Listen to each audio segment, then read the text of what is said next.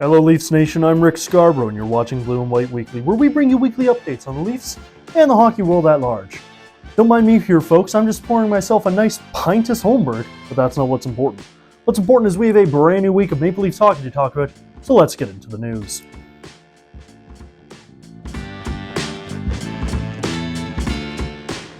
Before we get into the games of the week, let's take a look at some news from around the hockey world. The NHL announced this week that this year's NHL draft will be held in Los Angeles on June 27th. This is the first year the league is trying out a decentralized draft where managers and teams stay in their home offices and phone their picks into the draft center to be announced by Commissioner Gary Bettman. Ignoring the fact that this means we'll have to sit and listen to Bettman talk all night long, I'm curious what teams are going to use to communicate with each other and with the league. How much you want to bet Kyle Dubas suggested using Discord? On Tuesday night, The Tonight Show with Jimmy Fallon hosted Panthers forward Matthew Tkachuk to talk about the growing interest in the NHL and his time with Team USA at the Four Nations Face-Off. I understand wanting to get a big name and a big personality for the league to go into a mainstream show like this, but wouldn't you rather one of the champions be the representative for us? A McDonald's in Newmarket, Ontario has renamed itself to McDavid's in honor of the hometown hero's exploits at the Four Nations Face-Off. I'll tell you, this is a great gesture and all, but also genius marketing. I drive past this exact McDonald's several times a week, and now I might actually go inside for once. Thursday was the annual Whalers Night in Carolina, as the Hurricanes paid tribute to their original home in Hartford with some throwback uniforms. Clearly there was some magic in those jerseys, and in those sexy warm-up headbands, as they snapped out of a losing streak in this one to beat the Sabres. The trade deadline is fast approaching, so for an update on that, we go to the always fashionable rinkside reporter, Riley Roberts. Thanks very much, Rick, and that's right. As I stand here at the arena in my new Leafs tie, thank you for noticing, we are exactly 1 week away from the NHL trade deadline, and things are heating up in the rumor mill with several big names being thrown out there. Everyone from Pat Maroon to Seth Jones and even larger-than-life players like Bruins captain Brad Marchand have come up in trade talks. But as one of the most exciting days on the hockey calendar looms near, it's time we ask ourselves our favorite question here at Blue and White Weekly: how does this affect the Leafs? While GM Brad Treliving has not been shy about his desire for a center to come in on the second or third line, and when talking about that, two names in particular continue to pop up: Scott Laughton of the Philadelphia Flyers and Braden Shen of the St. Louis Blues. Sportsnet's Elliot Friedman has said that if Blues GM Doug Armstrong does decide to part with his longtime captain, it would be shocking if Toronto is not the destination. And speaking of Shen's, Braden's brother Luke, who has expressed frustration with his current situation with the Nashville Predators, could be on the move as well as teams look to add some meaner defensemen to their rosters in time for the playoffs. Shen was moved 2 years ago at the deadline from Vancouver to Toronto, the team that drafted him back in 2008. Given how physical both Treliving and head coach Craig Berube like their defense course to be, I absolutely see a world where Luke not only comes home to the Leafs, but does so alongside his brother Braden, which, admittedly, is something I'd give up a lot to see.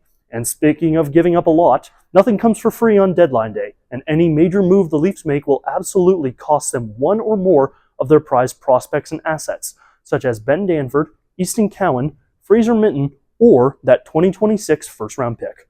Until something goes down, though, we'll just have to wait and keep an eye on things, and while we wait, I'll send it back to you in the studio, Rick.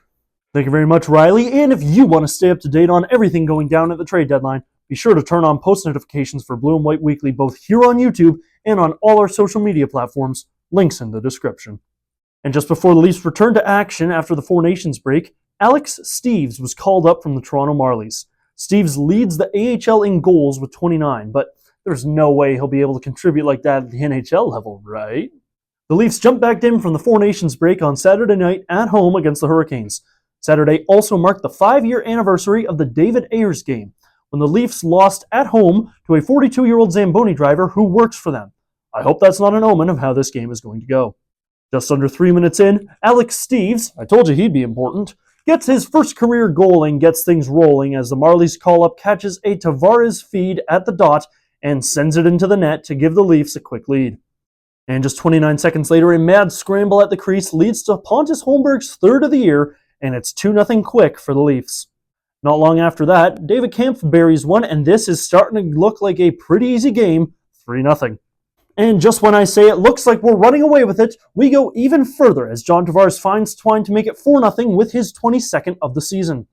The second period was pretty easy, with neither team getting a lot of shots on goal and no goals scored, but the third period brought chaos with it. Remember when I said this was starting to look like an easy game for the Leafs and that they were running away with it?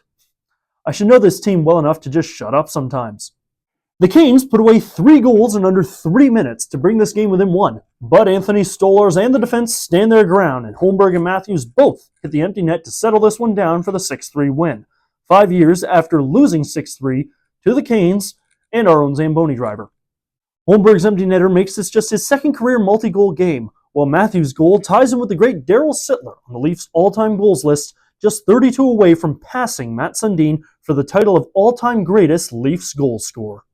The Leafs look to carry that momentum onto the next night on Sunday as they hit the road to the Windy City to take on the Blackhawks. The game began slow and it looked like we'd head to first intermission scoreless until Tyler Bertuzzi slaps a loose puck to Teuvo Teravainen with just 9 seconds on the clock, and the momentum belongs to Chicago as the horn goes.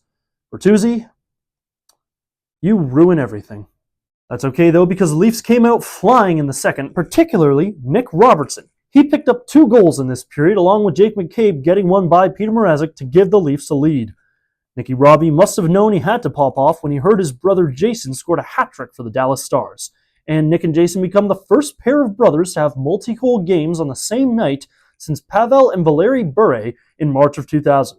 And I'm willing to bet several of you just learned that Pavel Bure has a brother. Add to that a Chris Tanev goal and a Holmberg empty netter that brought Connor Bedard to his knees, and the Leafs walk out of Chicago with a 5-2 win. That'll bring us to Tuesday night in Boston, where just under a week prior, Mitch Marner assisted on Canada's OT winner to claim 4 Nations victory for Canada. Hopefully Mitch can share that energy with the rest of the Leafs. Wrong. You're stupid if you thought that. David Pastrnak scores 29 seconds in on the breakaway, and the Bruins have the lead. Once Boston seized that momentum, they poured it on, with Brad Marchand and Morgan Geekie both increasing the Bruins' lead. Morgan Riley got on the board before the end of the second, but things looked bleak for the Leafs. That is until Marner remembered what building he's in and started off the period with a power play goal. Nick Robertson continued his hot streak and tied this one up. Anthony Stolarz is worth mentioning here, not just because he basically kept the Leafs' hopes of a comeback alive in this game, but also because he did this little shuffle out of the scrum that I am still cackling over. David Pastrnak would give the Bruins a lead once again, but Pontus Holmberg comes in clutch once more to tie it in the dying minute and send us to overtime. It's there in OT that Mitch Marner cemented himself once again as the mayor of Boston, firing home the game winner and streaking down the ice to celebrate with Stoli the goalie. You have to think he's starting to exercise some mental demons about playing in TD Garden. The Leafs skate away by the skin of their teeth with the 5-4 win and, more importantly, 2 more points to stay atop the Atlantic Division. Now, hang on a second there. TD Garden. Walk with me, folks. What does TD stand for? Well, Rick, you're probably saying to yourself, it's TD Bank, of course. Yes, it is, you beautiful genius, you. But what does the TD in TD Bank stand for? What is the acronym? That's right, Toronto Dominion. And it's about time the Leafs remember that it's our city that has dominion over the Boston rink, because the big bad Bruins don't scare us anymore. Let's move on to MSG Friday night. Now, before we get into Friday night's game, I want to mention that Chris Tanev left the game in Boston early after taking an awkward hit and was seen leaving the arena in a sling. Berube said that any news on him is better than expected, but declined to share anything beyond the fact that Tanev would not play against the Rangers. The game kicked off with a Ranger in the box early, and it's the Leafs to the power play, where OEL would capitalize on the man advantage and give the Leafs the early lead. However, the man who put the Rangers on the penalty kill, Mika Zibanejad, makes up for his mistakes and ties the game. Fast forward to the second period, where Mr. Breakaway himself, William Nylander, scores, but the goal is almost called back until the refs decide to be nice to the Leafs for once, and the Leafs have the lead once again. John Tavares takes a penalty late in the second period simply by virtue of being stronger than the guy he's tied up with, and I think for once in my life I agree with Nick Kyprios, that's a bad call. The third period begins, and as soon as the Sportsnet broadcast mentioned that the Leafs are on a winning streak when leading coming into the third, the Rangers score on a shorthanded goal to tie the game, because of course they do. Haven't we learned by now that this team feeds off of jinxes? We have a whole term for it. It's called being leafy.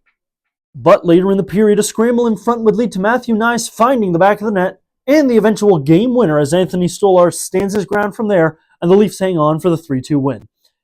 Is that the first time that every game we cover in a week has been a win?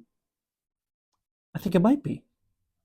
Looking ahead in the week, we kick off with a doubleheader as the Leafs have an afternoon meeting with the Penguins in Pittsburgh on Sunday. Then look to keep the perfect streak alive on prime Monday Night Hockey as they come back home to take on the San Jose Sharks. Then, It's back on the road Wednesday for a late meeting with the Vegas Golden Knights before taking a mile-high hike to Colorado to do battle with the Avalanche on Saturday. We'll have all those games for you next week. Plus, this Friday, March 7th, is the NHL trade deadline, and you can bet we're going to talk all about it here on Blue and White Weekly. But for now, thank you very much for watching, Leafs Nation. Be sure to like and subscribe. And remember, go Leafs, go. We'll see you next week.